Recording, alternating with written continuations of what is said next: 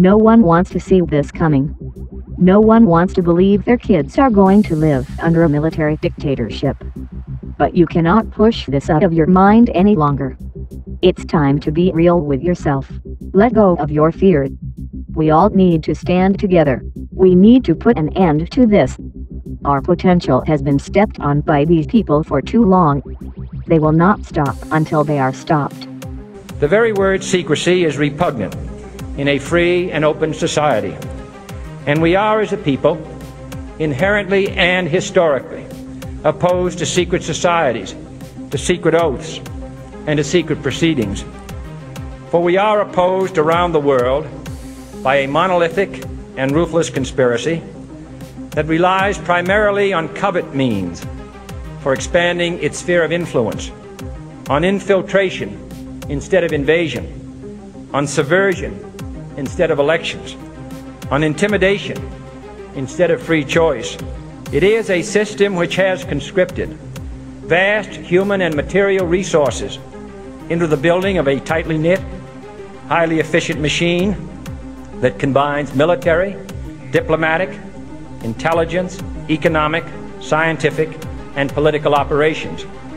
Its preparations are concealed, not published. Its mistakes are buried, not headlined.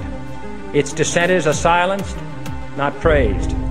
No expenditure is questioned, no secret is revealed. They control every aspect of your life. They control the money supply, the education, and medical systems. They control our food and water, the media. They create wars for money and to protect the systems they have set up. But what's their end goal? The global currency under a central military dictatorship.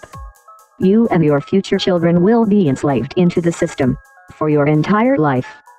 Under this world government, they will control every aspect of your life, down to the smallest details.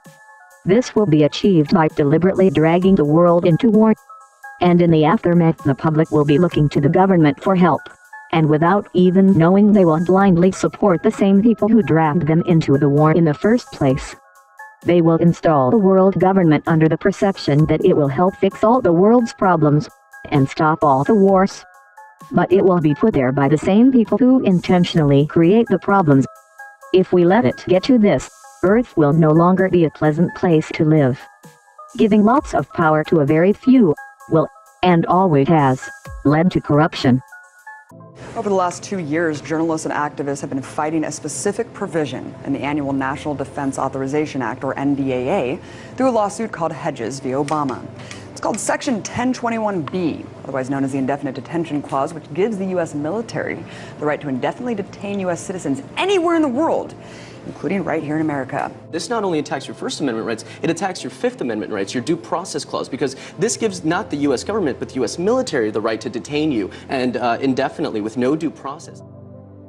Let's first take a look in the past. In 1945, the dollar was established as the world reserve currency. This meant international commodities were priced in dollars. It was made under the condition that these dollars were redeemable for gold. The Federal Reserve was now able to print as much as they wanted, because they did not allow records for what they had printed. Leading up to the 70s, during the Vietnam War, the U.S. made it very obvious that they were spending more money than they had backed by gold. This led other countries to start withdrawing their gold, which rapidly decreased the value of the dollar. In 1971, France wanted to withdraw their gold, but President Nixon declined. He suspended what he said was temporarily the ability to convert the dollar to gold. This was not temporary, it was permanent. In 1973, the petrodollar was born. An agreement with the main oil developing countries was made. They were to only accept U.S. dollars as payment for oil and to invest their profits in U.S. Treasury bonds, notes and bills. In return, the U.S. would protect the oil fields. By 1975, every member of OPEC was selling their oil in U.S. dollars. Taking the dollar off gold and using foreign oil to back the dollar instantly made every oil importing country in the world need a constant supply of Federal Reserve paper.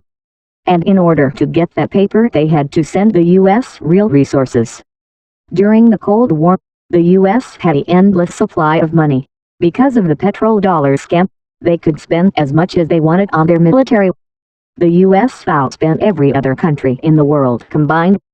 The collapse of the communist bloc removed the last threat to the U.S. They now had control of the world because of their huge military spending. In 1991 the U.S. invaded Iraq, in the first Gulf War. They destroyed their water purification plants and hospitals, and imposed huge sanctions. These actions killed over 500,000 children, and they knew exactly what they were doing. About 10 days after 9/11, I went through the Pentagon and I saw Secretary Rumsfeld and Deputy Secretary Wolfowitz. I went downstairs just to say hello to some of the people on the Joint Staff who used to work for me, and one of the generals called me and he said, "Sir, you got to come in. You got to come in and talk to me a second." I said, "Well, you're too busy." He said, "No." He says, "We've made the decision. We're going to war with Iraq." This was on or about the 20th of September. I said, "We're going to war with Iraq. Why?" He said, "I don't know." He said, "I guess they don't know what else to do." So I said, "Well, did they find some information connecting Saddam to Al-Qaeda?" He said, No. He says, "There's nothing new that way. They just made the decision to go to war with Iraq." He said, "I guess it's like we don't know what to do about terrorists, but we've got a good military and we can take down governments." And he said, "I guess if the only tool you have is a hammer, every problem has to look like a nail." So I came back to see him a few weeks later, and by that time we were bombing in Afghanistan. I said, "Are we still going to war with Iraq?" And he said, "Oh, it's worse than that." He said, he reached over on his desk, he picked up a piece of paper, and he said, I just got this down from upstairs," meaning the Secretary of Defense's office today, and he said, "This is a memo that describes how we're going to take out 7 countries in 5 years, starting with Iraq and then Syria, Lebanon, Libya, Somalia, Sudan, and finishing off Iran." The truth is about the Middle East is, had there been no oil there, it would be like Africa. Nobody is threatening to intervene in Africa. The problem is the opposite. We keep asking for people to intervene and stop it. And there's no question that the presence of petroleum throughout the region has sparked great power involvement. Whether that was the specific motivation for the coup or not, I can't tell you, but there's always been this attitude that somehow we could intervene and use force in the region. The thing you have to understand the most is, Russia and China have publicly stated that they will not tolerate an attack on Iran or Syria. They have said if Iran or Syria are attacked, they will retaliate. They have a mutual defense agreement. This will drag the world into war. We will all be divided on the conflict and fighting against each other. This is a projected agenda. That is why every day it looks like they are getting closer and closer to gaining public support for these attacks. The thing you have to understand the most is, Russia and China have publicly stated that they will not tolerate an attack on Iran or Syria. They have said they will attack the U.S. if Iran or Syria are attacked. This will drag the world into war. I frankly think that crisis initiation is really tough.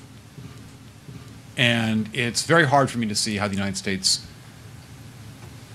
president can get us to war with Iran.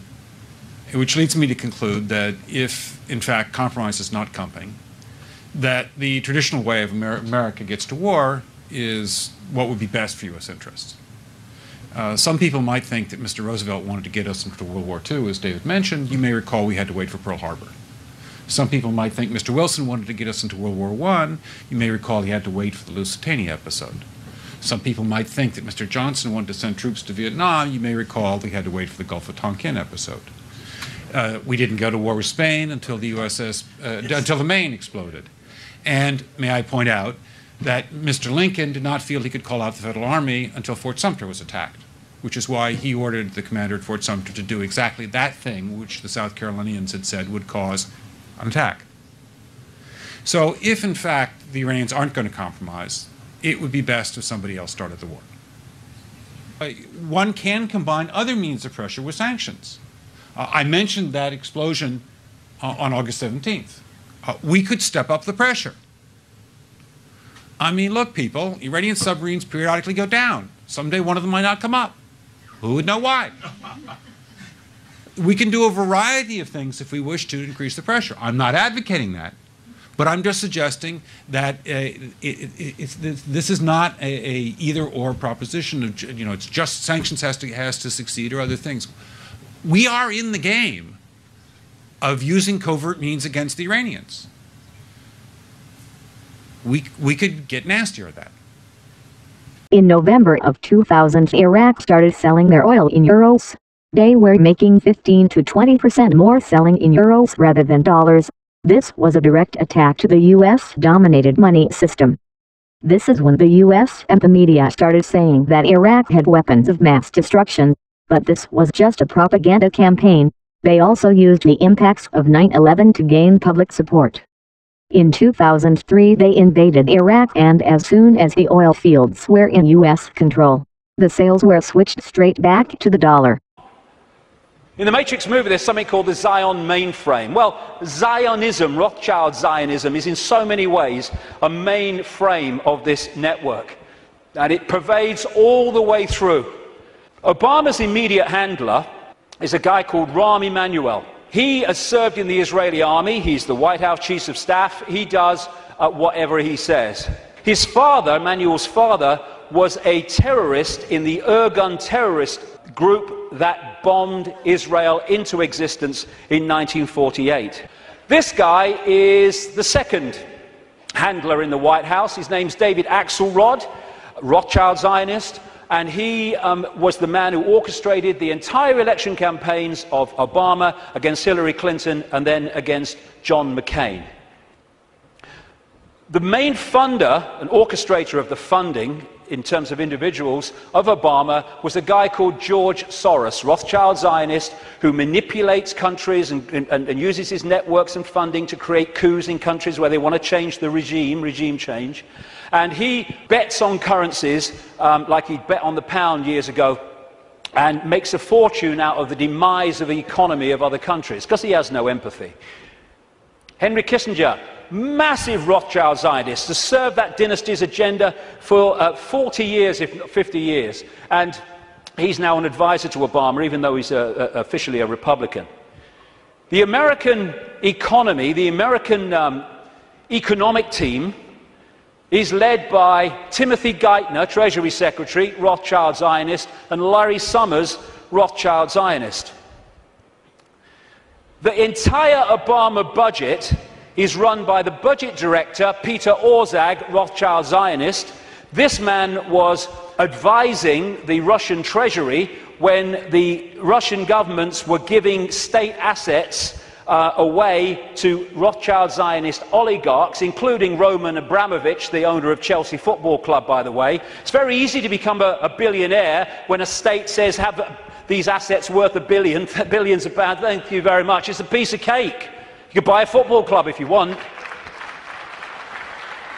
And this man's company was also advising the Icelandic central bank in the run-up to the Icelandic crash. The Federal Reserve in America, which controls the American economy in so many ways, it's a privately owned, not government-owned central bank, and it's privately owned by the Rothschilds and the affiliates of the Rothschilds, is Bernard Bernanke, Rothschild Zionist. He replaced Alan Greenspan, Rothschild Zionist, who was head of the Federal Reserve from Reagan Bush right up into the Boy Bush administration, and he systematically took away the checks and balances which allowed the mayhem of 2008 to unfold. We keep hearing about Goldman Sachs and all the mayhem that it's created, both in the crash of 2008 and the crash of the economy in Greece, fundamentally involved Goldman Sachs. Goldman Sachs is a fiefdom of the Rothschilds, headed by Lord Blankfein, Rothschild Zionist. The World Bank, headed by a Rothschild Zionist. The IMF, International Monetary Fund, headed by a Rothschild Zionist. European Central Bank, headed by a Rothschild Zionist. A stream of so-called czars, as they call them in America, controlling different policies and policy areas of the Obama administration, Rothschild Zionists, including Cass Sunstein, who has actually written a paper saying people who have conspiracy theories should either be banned from expressing them or taxed for expressing them. Taxed! Climate change policy in the Obama administration is controlled by Carol Brown, a Rothschild Zionist, and Todd Steen, Rothschild Zionist. Major area of policy. The American administration is utterly awash with Rothschild Zionists, and that is not by accident. It's because they're agents of the dynasty or agents of the control system. The odds don't matter anymore. If you understand what we are facing, then you have a moral responsibility to do everything in your power to alter the course that we're on, regardless of the odds. It's only when you stop basing your involvement on the chance of success that success actually becomes possible. To strip the ill-gotten power of the financial elites and to bring these criminal cartels to justice will require nothing less than a revolution. The government is not going to save us. The government is completely infiltrated and corrupt to the core. Looking to them for help is completely arrogant. We have to actively work to wake up as many people as possible about what is happening and the direction we are heading. All revolutions originate from a shift in the mindset of the population, and no other meaningful resistance is possible without it. When an idea hits critical mass, it begins to spread on its own and spreads to all levels of society. We need more people in this fight. We need more people speaking out, making videos, writing articles, getting this information onto the national and international stage.